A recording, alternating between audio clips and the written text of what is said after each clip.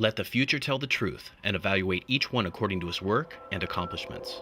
The present is theirs. The future, for which I have really worked, is mine.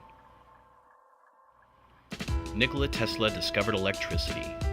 He tussled with Edison and the power elite. He claimed he could split the world in two.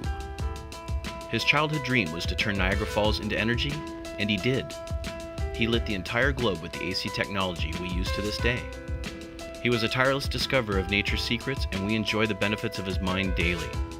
X-ray, radio, electric motors, robotics, lasers, remote controls, and communication equipment. Rumor has it that Tesla had constructed a transmitting tower that could provide free wireless electricity to the world. JP Morgan withdrew funding for the tower before it could be finished, saying, "If anyone could draw on the power, where do we put the meter?" Nikola Tesla was an amazing human being, well respected in his field of purpose, underrepresented in history, and way ahead of his time. Can sales tax keep up with Tesla?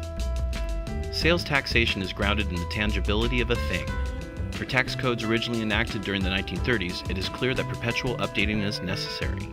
The world was profoundly different during the mid-20th century, and the taxation code was built to draw from a commercial revenue base reliant upon technologies available at the time. Who would ever conceive we would suddenly have this wonderful thing called the internet?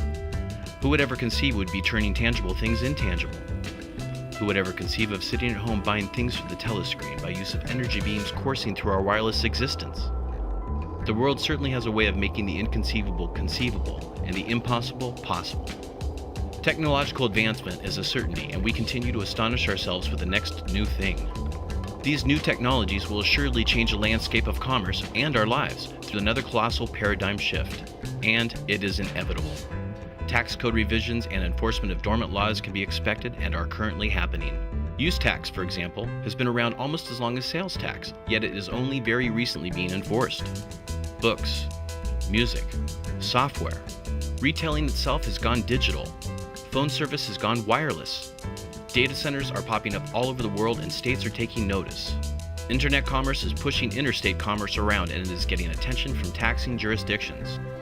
What are the solutions to this Amazonian problem of taxation? Cut spending? We know how that goes. Raise taxes? We know how that goes. The solution is usually some perceived combination of the two, and it has been for years. It is the classic battle between good and evil that we watch like a monumental ping-pong match. Back and forth, left and right. Presently, tax revenues are down and governmental resources are strained. As a result, governments are investing in new technologies, and their jobs can be done more efficiently, and their collections, discovery, and audit processes can be executed more effectively. The very same technologies making our lives easier have provided the government with the ability to accumulate useful data more quickly and aggressively. The states are getting better at what they do best, and that is to ensure that the revenue stream continues. It seems very likely that forward-thinking people will order the tax code to keep up with new technologies in our new world. In order to maintain a society such as ours, there exists a lasting necessity for the tax revenue to remain attached to the whims of commerce. We buy things differently now than we did before. The advent of the internet and personal portable devices has filled our hands with astounding mobile commercial ability. Previously impenetrable protections against Nexus are being challenged and eventually will be pierced. The online retailers are being asked to collect our use tax across the United States as corporate compliance footprints are forced to expand. Tesla saw the future in his mind before he created things in reality. He was able to envision his ideas and tweak them by trial and error, with thought alone. He was a true visionary. He held more than 300 patents worldwide, some which were taken away while he lived, only to be returned posthumously. Prior to his death in 1943, Tesla relegated himself to a lonely existence in room 3327 in the New Yorker Hotel, where he was found 2 days into his release from life. His private notes and papers were impounded by the authorities. What else did Tesla see in the future? Keeping up with genius minds can be a daunting task, yet it is taxation's task at hand.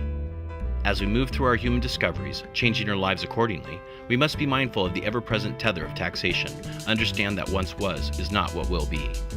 Changes are coming over the next few years that will create unavoidable necessities of registration, remittance obligation, and unique taxation. There are ways to remain informed and in comfortable compliance. Go find them.